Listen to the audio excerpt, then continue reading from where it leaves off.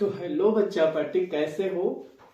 तो आज हम लोग पढ़ने वाले हैं वेक्टर एडिशन के बारे में। हम लोगों ने पिछले क्लासेस में कुछ कुछ चीजें पढ़ा, मतलब वेक्टर एडिशन को हमने 3 पार्ट्स में बांट दिया। मान लीजिए बांट नहीं थी उसमें, लेकिन इसमें देख लेते हैं कि वेक्टर एडिशन, जो वेक्टर एडिशन होते हैं उनको 3 टाइप्स में बांटे गए।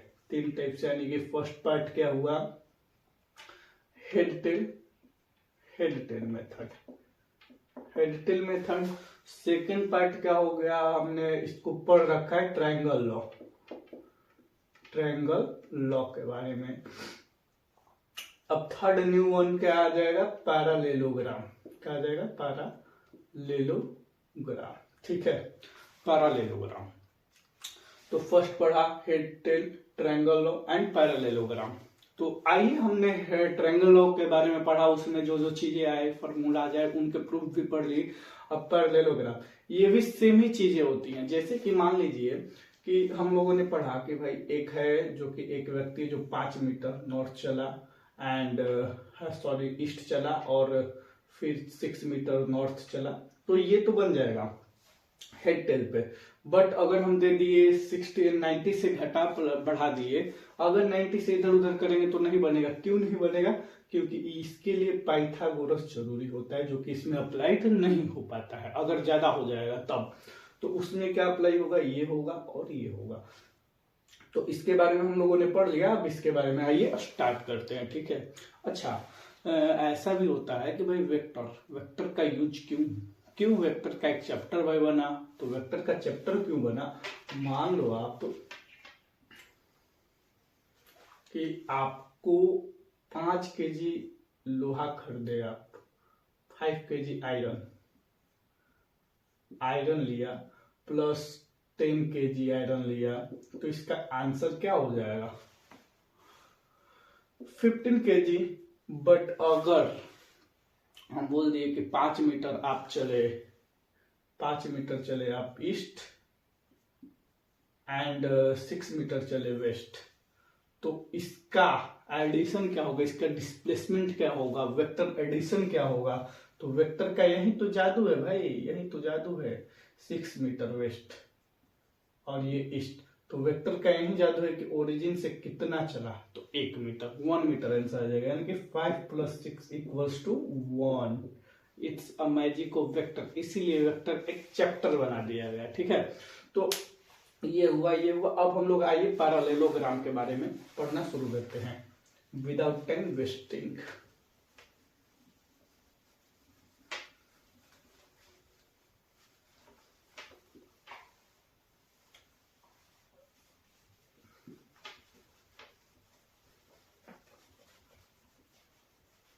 आइए शुरू करते हैं पैरेललोग्राम लॉ के बारे में। तो पैरेललोग्राम का लॉ क्या बोलता है वेक्टर एडिशन का, तो ये बोलता है कि ज्वाइन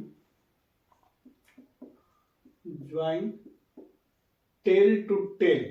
क्या बोलता है, join tail to tail at two adjacent. क्या बोलता है, at two adjacent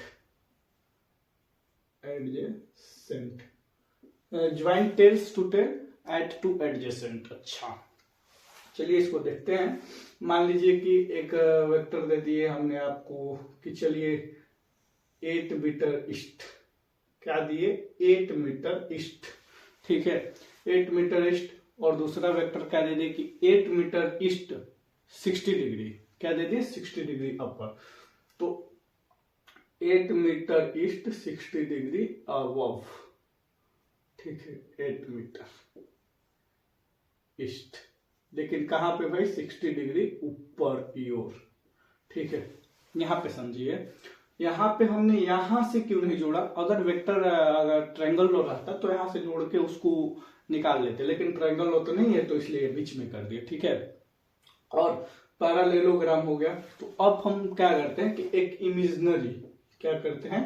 imaginary parallelogram बनाते हैं। ठीक है, इमेजिनरी बनाते हैं, यानी कि यहाँ पे ये हुआ तो यहाँ पे भी हम एक कर देते हैं ऐसे ऐसे ऐसे ऐसे, और इसको मैच डाउन कर देते हैं। ठीक है, तो ये हो गया एक हमारा इमेजिनरी। और जो इसका रिजल्टेंट होगा जो इसका रिजल्टेंट होगा वो हमेशा इसके डायगोनल से होकर निकलेगा। ठीक है, क्या होगा, इसका जो रिजल्टेंट होगा वो हमेशा पैरेललोग्राम का डायगोनल होगा। ठीक है, resultant equals to parallelogram diagonal. ठीक है, यानी कि इसका जो रिजल्टेंट होगा हमेशा दोनों वेक्टर के बीच से निकलेगा। क्या होगा, बीच से निकलेगा। ठीक है, तो आइए इसका पहले हम मैग्नीट्यूड जान लेते हैं कि मैग्नीट्यूड क्या होता है। तो इसका मैग्नीट्यूड, जैसे कि हमने वेक्टर ट्रायंगल लॉ में पढ़ा था कि इसका जो मैग्नीट्यूड आर यानी कि आंसर यानी कि मैग्नीट्यूड, इसका क्या वैल्यू हो जाएगा, इसका वैल्यू हो जाएगा आर का स्क्वायर इक्वल्स टू ए का स्क्वायर प्लस बी का square plus 2ab cos theta, 2ab cos theta. ठीक है, जैसे कि ये r जो है, r का स्क्वायर हटाएंगे मोड r, ये क्या हो जाएगा, मैग्नीट्यूड के लिए ही होता है, केवल magnitude a square plus b square plus 2ab cos theta. और यहाँ पे जो थीटा होता है वो एंगल को बताता है, टू वेक्टर्स के बीच का एंगल, टू वेक्टर के बीच का एंगल बताता है। ठीक है, यहाँ पे मैग्नीट्यूड बताएगा। अच्छा, मैग्नीट्यूड तो बता दिया कि भाई मैग्नीट्यूड। अब कोई हमसे पूछ ले कि डायरेक्शन, मान लीजिए कि ए वेक्टर हुआ, ये बी वेक्टर हुआ, तो कोई पूछ दे कि भाई डायरेक्शन भी बता दो अपने को। एंगल तो पता चला, मतलब मैग्नीट्यूड तो पता चल गया कि अच्छा इसका मैग्नीट्यूड ये होगा। ये जस्ट जैसे कि हमने ट्रायंगल लॉ में पढ़ा है वैसे ही पैरेललोग्राम लॉ में भी पढ़ना है, हम बस आपको आइडिया दे रहे हैं। तो अब इसका डायरेक्शन, मान लीजिए कि ये ए से अल्फा ऊपर है, क्या है, अल्फा ऊपर, क्या है, अल्फा ऊपर। इसको यूज कर देते हैं, ए से अल्फा ऊपर हो, मान लीजिए कि ये जो है ये ए से अल्फा ऊपर बना हुआ है। मान लीजिए कि ऐसे क्या जस्टिफाई कर सकते हैं कि 60 है तो क्या 30 थोड़ी हो सकता है, ये थोड़ी हो सकता है, ये रिजल्टेंट नहीं होगा।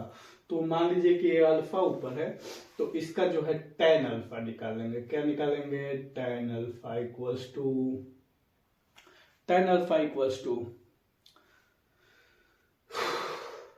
सोचो, tan alpha equals to tan alpha equals to b sine theta a plus b cos theta. ठीक है, अब ये वाला भी हमने इसका भी प्रूफ पढ़ा रखा है ट्रायंगल लॉ में, इसमें भी जरूरत होगी उसमें भी जरूरत होगी, तो हम चाहेंगे तो इसमें प्रूफ करेंगे, अदरवाइज ये वाला टॉपिक्स कराने के बाद हम क्वेश्चंस करेंगे। तो देखते हैं कि अगले में हम इसका प्रूफ कराएंगे या क्वेश्चन। ठीक है, मान लीजिए कि tan अल्फा हो गया, हम सोचेंगे कि ए से ना करके हम बी से निकालें, क्यों, क्वेश्चन हो सकता है ना कि अच्छा चलो ना ट्रायंगल पे है तो हम बी से निकालेंगे, बी से तो कुछ चेंज होगा। तो मान लेते हैं, इतना तो कॉमन सेंस होगा कि मान लीजिए कि ये अल्फा है तो इसको मान लेते हैं बीटा गामा जो भी मानना है मान लेते हैं। ठीक है, तो tan बीटा इक्वल्स टू क्या हो जाएगा, A sine theta equals to B plus A cos theta. इसके अंदर भी कंपोनेंट का मैटर आ रहा है। ठीक है, तो उस कंपोनेंट का मैटर आ रहा है, इसका प्रूफ जानेंगे अगले वीडियो में। ठीक है, तब तक के लिए बने रहें और अगले वीडियो में प्रूफ भी जानेंगे और कुछ ट्रायंगल पे पैरेललोग्राम पे क्वेश्चंस भी करेंगे। ठीक है, थैंक यू फॉर वॉचिंग।